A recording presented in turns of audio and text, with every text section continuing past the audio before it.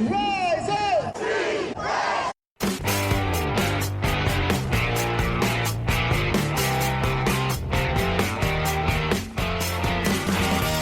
This is the Rise Up See Red podcast, all about the Arizona Cardinals and the NFL, featuring insider and outsider perspectives. Enjoy the best hour of Cardinals talk on the web. Now here are your hosts, Jess Root and Seth Cox.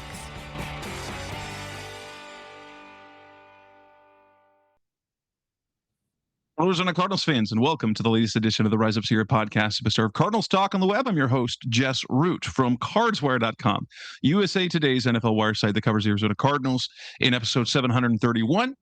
This is our Week 16 preview, picks, and predictions as the Cardinals take on the Atlanta Falcons in their home finale at State Farm Stadium Sunday afternoon at 2:05 p.m. our time. With me, as we do every week for the preview show, Seth Cox, my co-host from RevengeOfTheBirds.com, SB Nation's Arizona Cardinals site, is with me as we will look at the 2025 Falcons, this matchup, and make some predictions. And I'll be honest, Seth, this game is weird. I have no idea what to think about this game, because what are the Atlanta Falcons exactly? They went from Michael Penix to Kirk Cousins because Penix tore his ACL. They've lost 7 of their last 9 games. They struggled offensively, then they kind of picked things up offensively. And what's wild is that they have guys on both sides of the ball. I mean, you've got Bijan Robinson, one of the very best running backs in the NFL. You've got Drake London at receiver. They should, Tyler Algier is a good complementary back. And they've got some young guys on defense. Their safety Jesse Bates is fantastic. Their rookie James Pierce wouldn't have even been nice here in Arizona, but the Cardinals weren't interested. Jalen Walker is performing well. They are getting after the quarterback. They have 48 sacks this year. A team that struggled so much to get a pass rush. And now they have it this year, and they are hot garbage.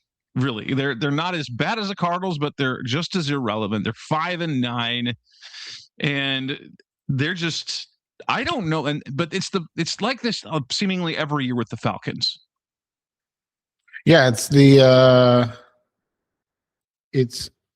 cautionary tale of what we talk about. You and I were talking about it a little bit off the air. The best laid plan scenario of, hey, we're a okay team, but we don't have a quarterback. We move on from Matt Ryan, who was you guys graduated in the same year, right? Like, anyways, so and so 2020 Matt Ryan goes 4-12. Dan Quinn, that's the end of his campaign there. 2020 Matt Ryan, 2025 Jacoby Brissett, basically the same player, but another conversation for another day. And you look at it and you go, okay, well, this is just not a very good team, and they weren't. I mean, you look at what that 2020 Falcons team was, and they just weren't very good, right? Dan Quinn 0-5, fire him. Raheem Morris gets the job. And then they bring in Arthur Smith, right? And it's like, okay, where do we go from there? Well, Matt Ryan comes back, kind of shows that age, and they're like, okay, we gotta do something else, right? So they go Marcus Mariota and Desmond Ridder, the vaunted journeyman failed first rounder, and was Ridder a second or a third round pick? Anyways, day 2 quarterback, right? Like, oh, this can be the key, and then that doesn't work. So then you're like, okay, let's just go Desmond Ridder this time. Like, no joking aside, or all joking aside, he went 6-7, and he was so absolutely average in Yeah. every way. And so then it was like, okay, you know what? We got to go all in. We got to go all in at the quarterback. We got everything else. We just got to get a quarterback. A quarterback. Who does that sound like? It sounds like a team I know. Anyways. And so it's like, let's get a veteran. Let's get Kirk Cousins. We're going to give Kirk Cousins $1 billion or whatever it was. And you know what? We're going to shock everybody. Just shock everybody. And we're going to draft Michael Penix Jr. as well. And everybody's like, huh? Like Cousins and trade up for him. You're like, yeah, you spent money and like, yeah, that was such a weird move. And in so doing, you disenfranchise a little bit the quarterback you just paid $1 gazillion to. And then when things aren't going right with Cousins, they move to Penix, and then we got this year, and Penix is the guy, and he's terrible. And then he gets hurt, and so we're back to Kirk Cousins. And in fairness, Kirk Cousins has been absolutely fantastic in his role. Like he has not been a problem. He's trying out for the Arizona Cardinals and the Las Vegas Raiders and the like all those teams that need quarterbacks, right? Like he's showing off. He's 2-3 in his 5 starts, thrown for 1,200 yards, which is not bad. Only 174 yards per game, but he's got 6 touchdowns to just 3 interceptions. Half of those came last week against Tampa. And so he loves to play, by the way. Right. His last 3 games against Tampa have been 3 touchdown passes, 4 touchdown passes, 4 touchdown passes. And so you look at it, and it's just, again, they're just not a very good team. He has unlocked Kyle Pitts, right? I mean, we talk about the backup quarterbacks unlocking the underutilized tight ends from franchises. Kyle Pitts was actually unlocked because he's been he had his 1,000-yard rookie season, and then after that, it was just you couldn't quite get it. Like he's got already a career high in receptions this year. He's had more receiving yards than he's had since his rookie year. So, but how we see, and the problem is he was a top 8 pick. He was a top 10 pick. I think he was the 4th overall pick, Jess. So he was a top 5 pick because he was just this absolute freak. But the problem is, you look at his numbers, and we talk about this all the time. We talk about these tight ends. So if you go with, say you Gerald Everett or the guy that was in Seattle, all these guys who are athletic freaks, and Terrace Ferguson, all these tight ends, you're like, oh, they're going to be so great, and they're just fine. So he goes after his 1,000 on rookie year. He only played in 10 games in his second season, 356, but he's got 667, 602, which are regular, decent tight end numbers. But he was drafted 4th overall and is supposed to be a generational, game-changing tight end. But he's just like what you would hope to get from a late day 2 or a day 3 tight end out of that.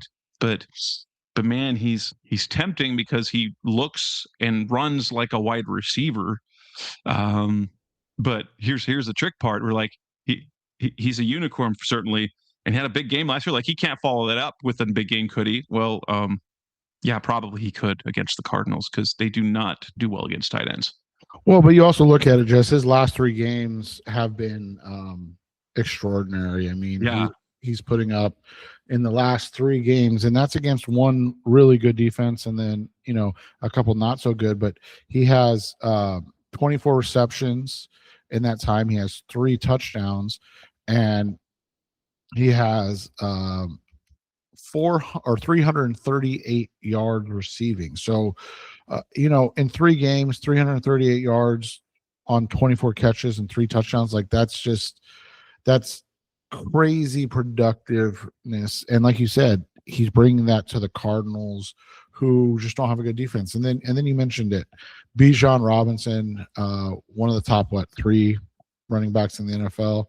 I've been around high school football in Arizona for a really long time, and this kid was just so unique and talented when I was fortunate enough to be covering high school football in Arizona, and watching him and Keely Ringo play in that state championship game was absurd, because you just saw the difference of NFL level talent versus really, really good high school players that would play college. And even Keely versus Bijan. I mean, you look at Bijan, he was, the top 10 pick in the NFL draft, Pro Bowler already. He's going to probably be an All-Pro eventually. In 3 seasons, he's already over 3,600 yards rushing. Like, he's just a freak of nature. And then you look at Keely, and Keely was, one of the best players in the state of Arizona, and went to a great college, right? Like, Georgia won a national championship, and he started for them. And yet he's, they're 2 different players in terms of talent. Like, so it's cool to see a local kid. I know he's from Tucson, but a local kid just like exploding on that.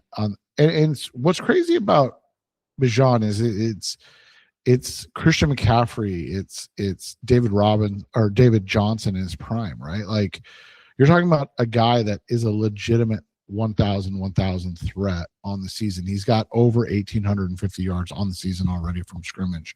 He averages over 6 yards per touch, Jess. He has, 64 receptions for 684 yards receiving.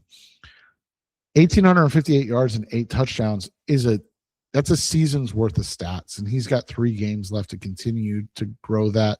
And like you said, is what's wild about Bijan. Yeah, he's going to have well over 300 touches, but like, I don't think he's going to get to 300 carries on the season, right? Like, he averages right around 16 carries a game, and that's because they have Algier, who's kind of the hammer. He's the short yardage guy. He has the same amount of touchdowns on the season rushing as Robinson has total. So they have, it's not at all a 2-headed monster, right? But like, they have a guy in Algier who gives you those gritty, tough yards on his 8 carries a game. They don't use him out of the backfield nearly as much. He averages right around 1 reception per game, whereas Robinson averages nearly 5 a game. But yeah, I mean, it's a really dynamic backfield. And then, we mentioned Kyle Pitts, but if Drake London's back this week, and it sounds like he's tracking to be, he's a terror when he's on the field. I mean, look at the numbers he was on pace for just this year. It legitimately absurd. I mean, we were talking about a guy that if he was healthy, and if he had been healthy the whole season, and he was ready to go, we're talking about a guy that would have pressed to win the receiving title this year. I mean, he has 810 yards receiving in 9 games. He averages 90 yards receiving a game, Jess. Like, this is a dude that would have 16 plus 100 yards receiving this year if he had stayed healthy. If he comes back, it's not going to be as likely that he gets 190 yards in his return, but he'll probably set himself up to be only about 75 yards away from that 1,000 yard season this year, right? Playing against the Arizona Cardinals secondary.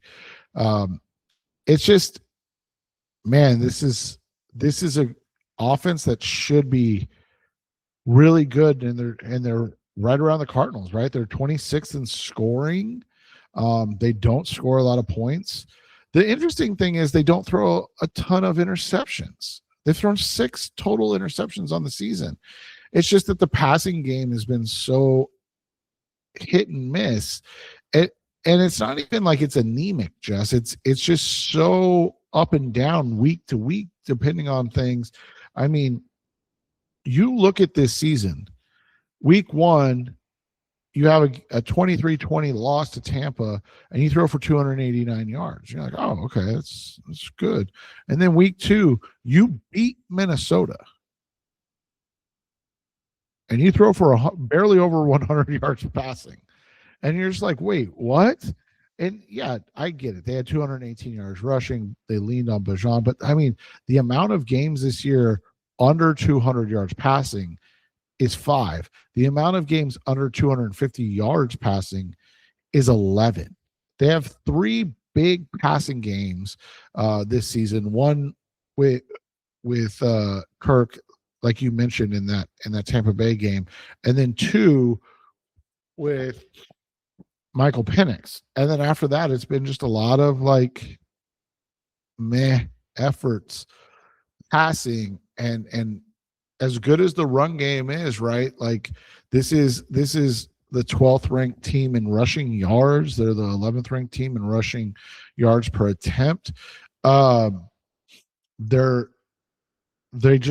don't score a lot of points, and they're just average. I mean, literally that's all that you can say. And they're not good in the red zone, and that's probably their biggest bugaboo. I mean, they just don't score points when they're down there. They're 25th in scoring percentage, meaning, their drives ending in a touchdown or a field goal, right?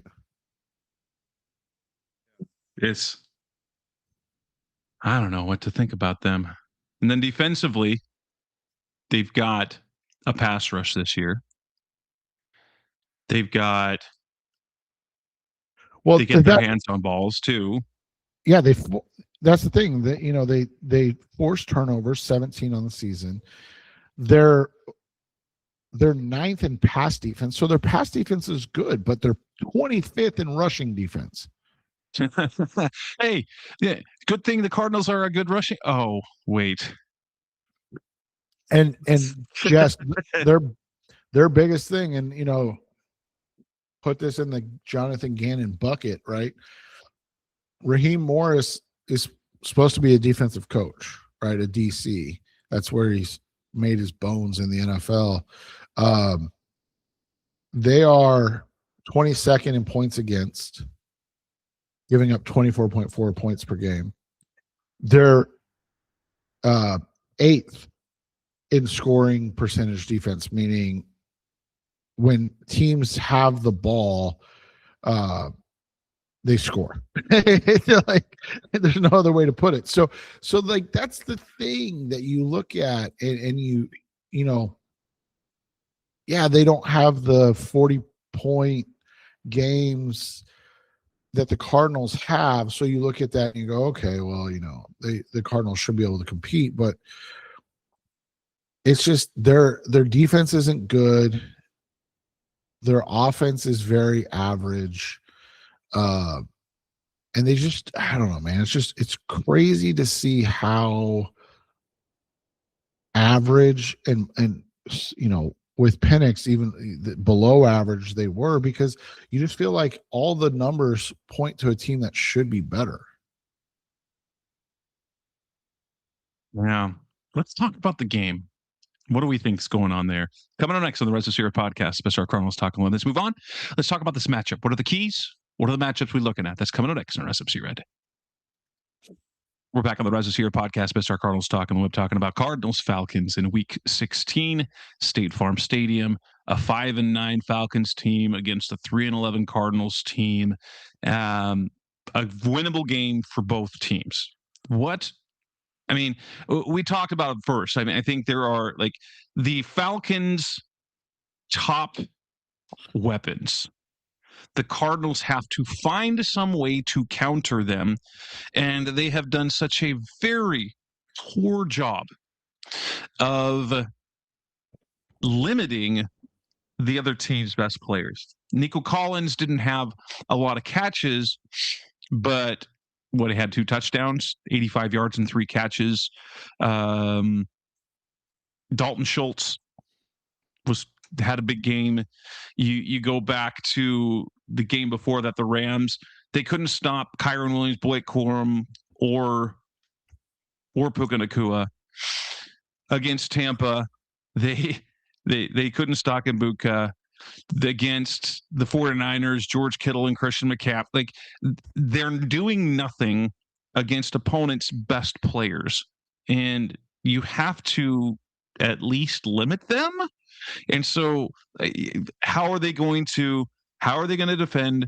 How are they going to do against Bijan Robinson? Because their run defense has been bad. Their rush defense has been bad. And then you've got, if Drake London's back, the combo of Drake London and Kyle Pitts. Tight ends have scored, I think, 4 touchdowns in the last 5 games against the Cardinals. And the tight ends with any, that are any talent, like the Dalton Schultz, big game. Against Jacksonville, the what's his name? Benton Strange. He did well. George Kittle has killed them. Colby Parkinson is just a guy, and he managed to score. And so the Cardinals do such a poor job of taking away opponents' best options that, you have to look right there. Like, how are they going to do? Especially if Cody Simon can come back. Mac Wilson's not back, and so ever since Mac Wilson got out, they got hurt with the ribs. They've given up 4 40-point games, and so we're like, ugh. But can they do anything against Bijan? Can they limit him? Can they avoid big plays? Like, it's not just that they're like Jonathan Gannon's defense, Nick Rawls' defense. Their philosophy is don't let the ball go over their head, and they're having that happen a lot, or missed coverage, and then they're missing tackles. It's just been a mess on every level. And so, like, what are you going to do against that? Yeah, and it's tough, man, because you look at the way that the Falcons played, and we can really, look at their whole season, but last week was such a look at things and look at what they did in that game against Tampa Bay, right? And so you look at that game against Tampa Bay, and the first thing that jumps out to you was obviously the passing game with Kirk Cousins, and he and Kyle Pitts had a day, and it's one of those games where you look at and you go, okay, like, how is this happening? And the reality of it is that when you've got Pitts and then you add in what Bijan Robinson did was just a ho-hum 175 yards and a touchdown from scrimmage on 30 touches, you go, oh, that makes sense. They literally had 2 guys produce over 340 yards of offense, Jess. Like, this wasn't, it's not a secret what they want to do, right? Like, they're not trying to be tricky. They're not trying to deceive. They're saying, like, hey, these are our 2 best players. Guess who's going to get the ball 41 times in the game, right? Like 19 carries and 11, or sorry, I was wrong. Bijan only had 8 receptions. So he had 27 touches for 175 yards. And then 11 catches, 166 yards for Kyle Pitts. But yeah, like, it's just they're literally saying, hey, we're going to give the ball to these guys 38 times, and they're going to get 9 yards per touch. Dare you to, and score 4 touchdowns. Dare you to stop them. Good luck. Like, that's literally all there is to it. And so when you look at it from that perspective, you just kind of understand that they aren't shy about what they're going to do. Their defense is not great. And their offense had a fantastic game against, better than but still very mediocre Tampa Bay defense. And so you add Drake London into the mix. David Sills put up 6 catches for 78 yards. You could probably guess that 4 of those catches go to Drake and 4 of Pitts's go to Drake, and he puts up 7 to 8 receptions for 100 yards in this game to go along with everything else that happened last game against Tampa. The other side of the ball is what you said, like this. The reason the Cardinals have a shot in this game, and the reason that, and we'll get to the lines and everything, the reason the line is where it's at, and the reason the over-under is where it's at, and the money is heavy on the over, is because the Falcons' defense isn't good either. They're going to get sacks. I mean, you look at this game specifically, they ended up with, 1, 2, 3, 5 sacks against Baker Mayfield. Although the Cardinals' offensive line, as we've talked about, has quietly put together back-to-back very nice games. They get after the quarterback well, but they don't, they're not going to stop you. And then you look at their rush defense, it was okay again. And we know the Cardinals aren't going to run the ball, so we don't even have to really cover it. But, it's going to be a matter of whose defense can create more stops. Here's the other thing, Jess, that's wild. Both teams turned the ball over once. The Falcons did have the 5 sacks. They had 476 yards of offense. They fumbled the ball 3 times. They only lost 1. The Falcons had 19 penalties in that game. Oh my gosh. 19. And so, you go back to that game where the Cardinals lost and they forced 4 turnovers. One of the things that we said was, like, you can't have a franchise record in penalties. Well, the Falcons disagree. You can and still win a football game, because they did. It's like that's like the other side of what the Cardinals thing is Jacksonville. You can't force 4. You can't be +4 in the turnover battle and lose. Right. I guess you can. And so you just look at this. You look at this game, and it has all the elements for an old school indoor fashion shootout between 2 30-plus-year-old quarterbacks that are going to combine for probably 700 yards and probably 8 touchdowns. Let's move on then. Let's talk about what we predict. Let's come on next on the Rise of Sierra podcast, best of Cardinals talk on the web. Let's talk about this game, make our picks, predictions, and then talk about prop bets. It's coming next on Rise of Sierra. Back on the Rise of Sierra podcast, best of Cardinals talk on the web, as we talk about the picks, predictions, and props for Falcons Cardinals. The more I talk about it, okay, the defense is optional. I think we're going to see a shootout. And while I told you off the air, maybe I'm going to predict the Cardinals will win. Do you trust Jacoby Brissett or Kirk Cousins at the end of a game more? No, exactly. You trust Kirk Cousins, and that's the hard part. The other thing is, Jess, is that with how bad the Cardinals' run defense has been as of late, when you look at the run defense and what they've done the last 2 weeks, they've given up nearly 400 yards rushing the last 2 games. They've given up over 900 yards of offense to the Rams and the Texans the last 2 games. They've forced 0 turnovers the last 3 games. After the 4 turnover game, they've forced 0. Oh man. So you look at it and you just go, if for some reason that the pass game isn't just getting what it wants for the Falcons, the run game will, right? So it's like, what are you going to do? We can't throw the ball for 400 yards, but we'll run the ball for 250 and just take your will to live. And so that's the reality of it. The line moved from 1.5 to now 2.5 on FanDuel, and it's 3 on BetMGM. So, like, the money's coming in heavy on the Falcons, and it makes sense. I mean, you've got a team that Pete, you guys have listened long enough. We hate to use this word, but a team that looks very indifferent, let's put it that way, right?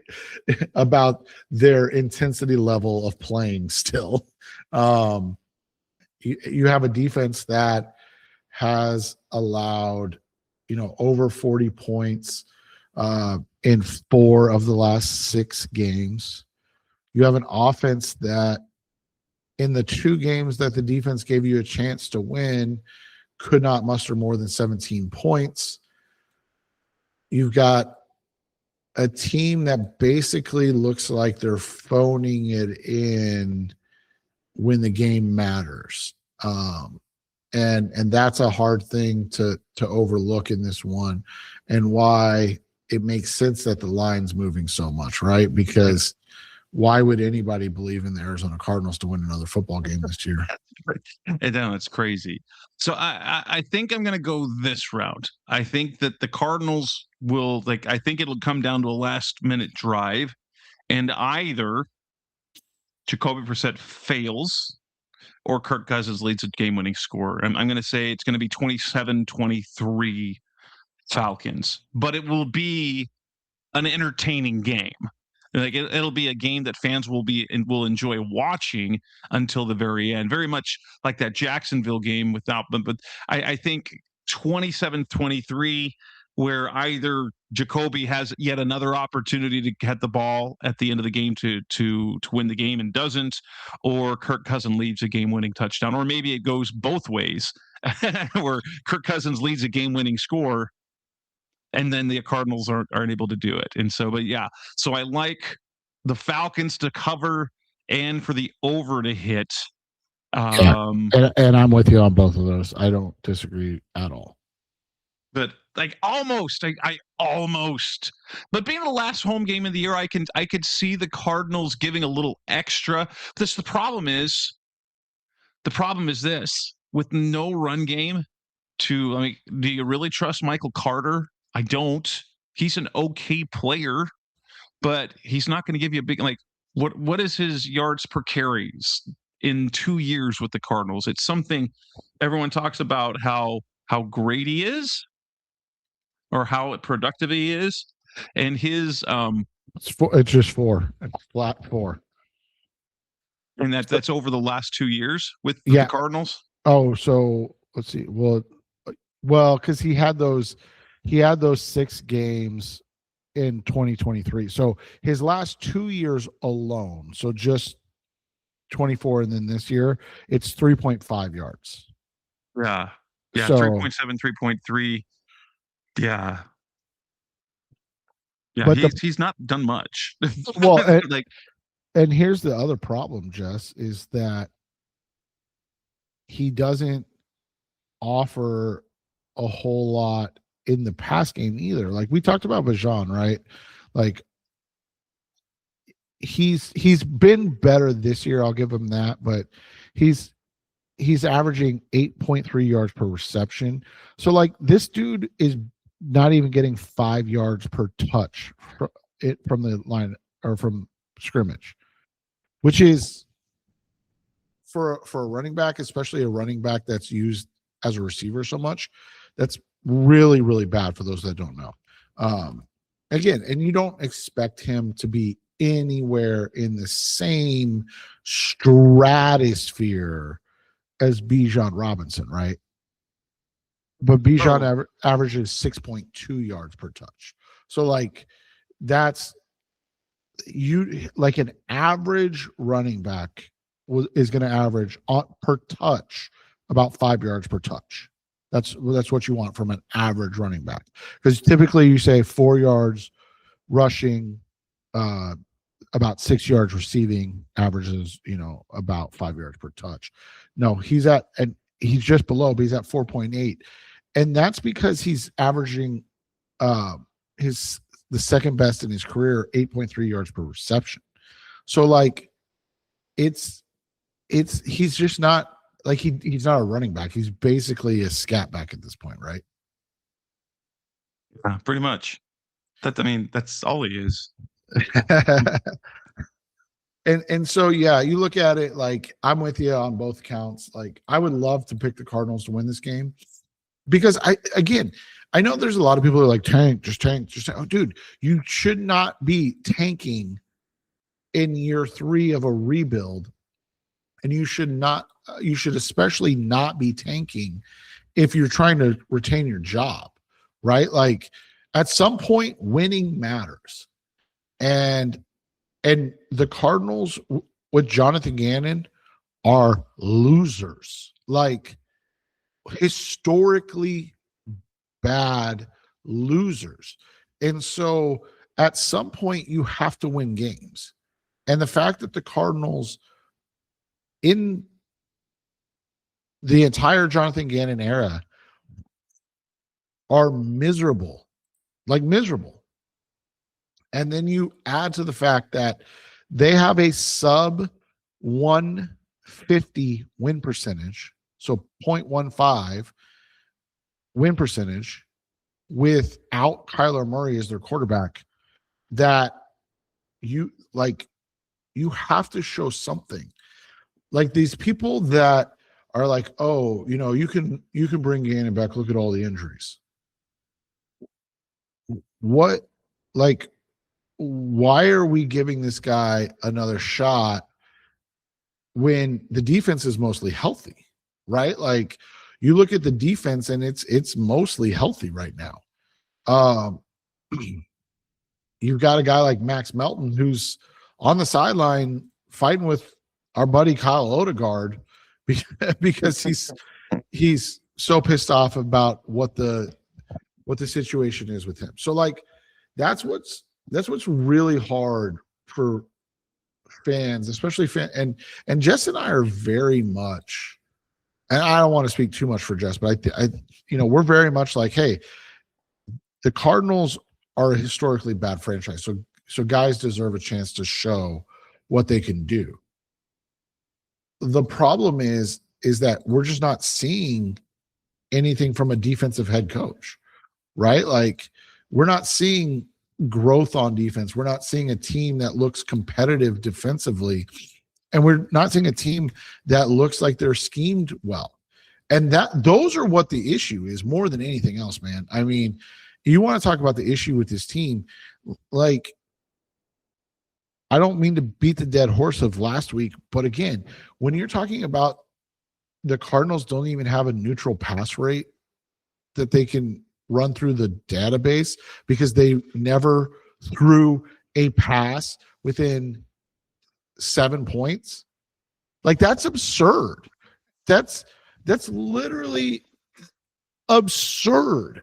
And I've seen people on Twitter or X or whatever you call it nowadays, and I've seen people on my site be like, oh, but they're playing so many backups, especially on special teams, that like you have to expect mistakes like what happened to happen. No, you're still a professional football team.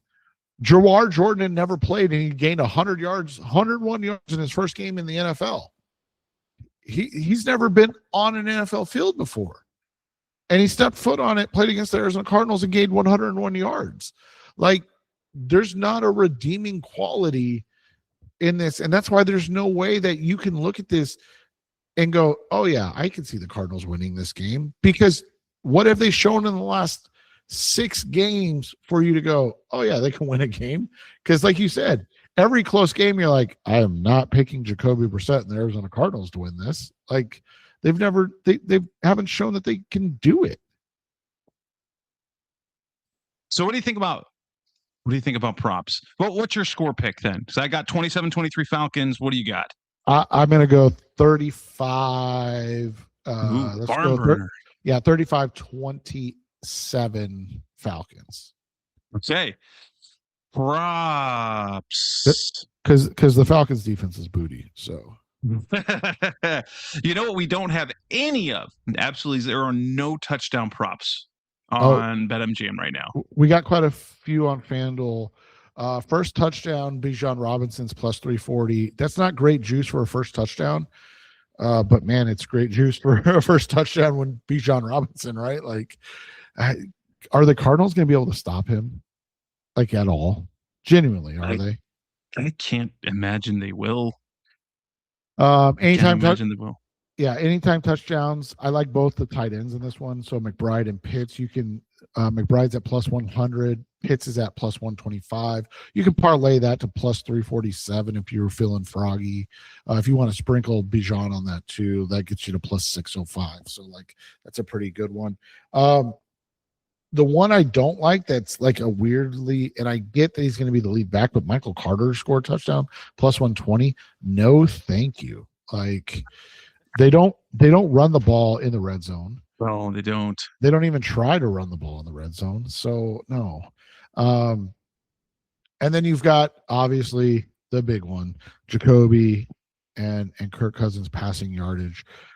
Jacoby's at over 250. I feel like every week we're just going to say the same thing. Take that over.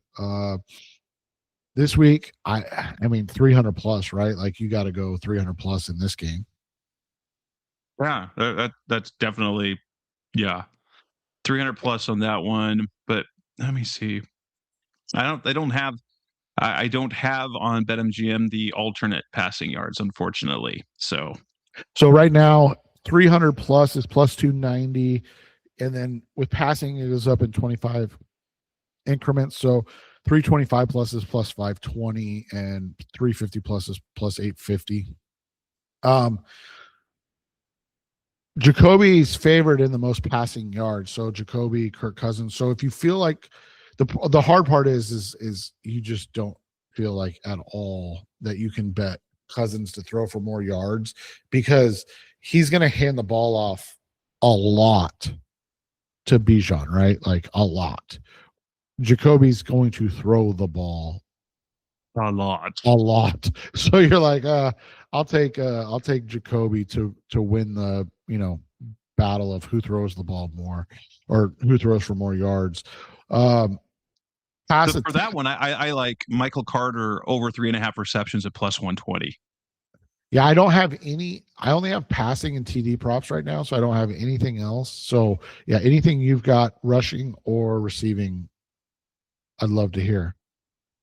So they've got for rushing, Bijan's total rushing is 86.5.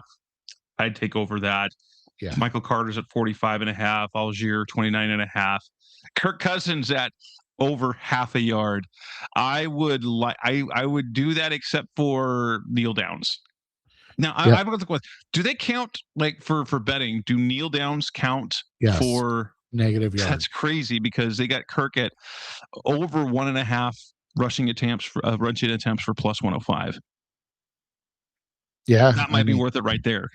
Right, exactly, because they're like, we don't believe that. 2 kneel downs, that's it. Well, and to your point, it's one of those ones where you look at and you're like, oh, maybe they're not going to, be able to kneel the ball down because it's going to be a shootout, and Jacoby has the ball last type thing, or and into that. So that it's interesting. Yeah, that's an interesting one because I'm with you. That feels like a lock to happen. Jacoby's all passing touchdowns, by the way, I wanted to mention 3+ is plus 310.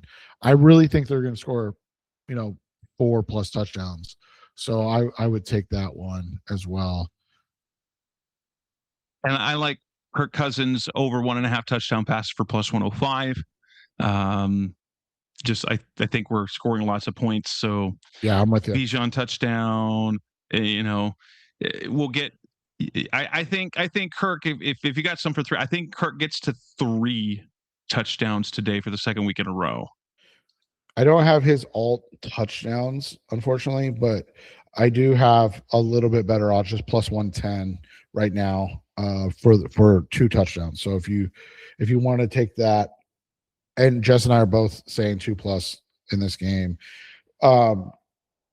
Bijan's, I was semi-joking about Bijan's touchdowns because it's such bad odds. Like the only way that you can make Bijan's touchdowns worth taking is if you put it in a parlay, and then that's always right. What always happens then? He doesn't get it. Like that's the one game that he doesn't hit it. So I would just stay away from his touchdown total because minus 220 a terrible number. It's just awful. Dude, his 2+ touchdowns plus 260. Like that's so bad in this game. So, for Kyle Pitts, his receiving yards is only at 48.5. And I know that there's reasons for that, but when you're going against the Cardinals, you're like, go over that. And I also don't have alternate receiving yards. So, 50 plus, 75 plus, don't have those. Those will be there later in the week. Receiving yard, receptions, the one that I'm like, okay, I like this one is, oh wait, where'd it go? I thought I saw Michael Wilson, and now he's not there because they have Trey at over 7.5, and that's a little on the high side for me. Yeah, I mean, I get that they've been feeding him, but dude, that's such a high number, right? Yeah. But receiving yards, I like Michael Wilson over 62.5 and Kyle Pitts over 48.5. I don't know about Drake London because, health-wise, 72.5. He might have 4 catches for 70 yards and score once or twice. But I don't love his receiving total for that one. The kicking, if you like what Seth says, you can get Chad Ryland over 2.5 extra points made at plus 155, or Zane Gonzalez over 2.5 at plus 110. But the field goals are normal, minus 105, minus 120. Yeah, and it's really interesting that this is a game where you don't have a lot of receiving lines early, and it does kind of make sense a little bit, right? Because we're waiting to see Drake and Marvin before you get too much. So if you want to get in early on Pitts and Michael Wilson, because you're not convinced that those guys are